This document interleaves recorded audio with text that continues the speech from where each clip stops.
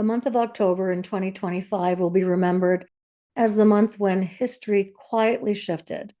On October 3rd, the Church of England enthroned the first ever female Archbishop of Canterbury, breaking 5 centuries of unbroken male succession that began when Henry VIII severed England from Rome in 1534. Only 20 days later, on October 23rd, King Charles III stood beside Pope Leo XIV in the Vatican, the first English monarch to pray with a pope since that historic divide.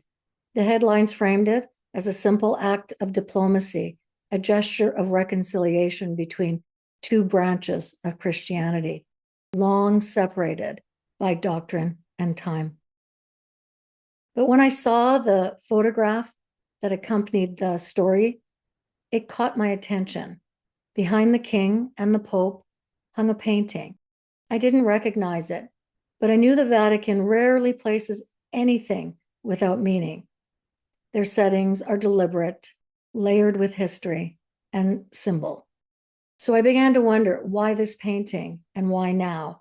That question led me to look closer, and what I found opened a story far deeper than the one in the headlines.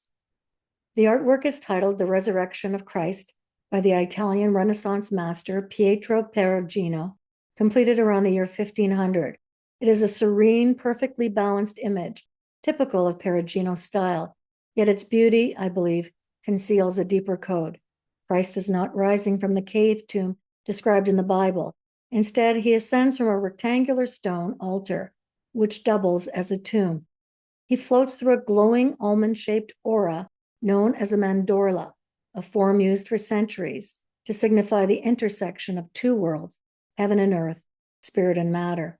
At the base of the image, there are 4 soldiers. 3 lie sleeping, but 1 is awake and watching. In the center of the tomb, perfectly framed, is a circular stone, dark against the pale marble.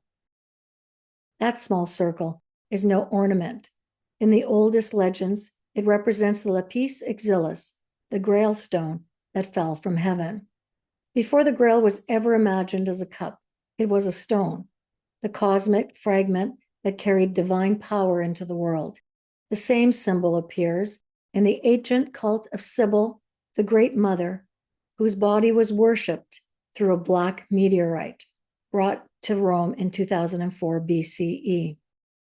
In Perugino's painting, that sacred lineage reappears as the mandorla that Jesus rises through, the mother's womb, and the altar becomes her tomb.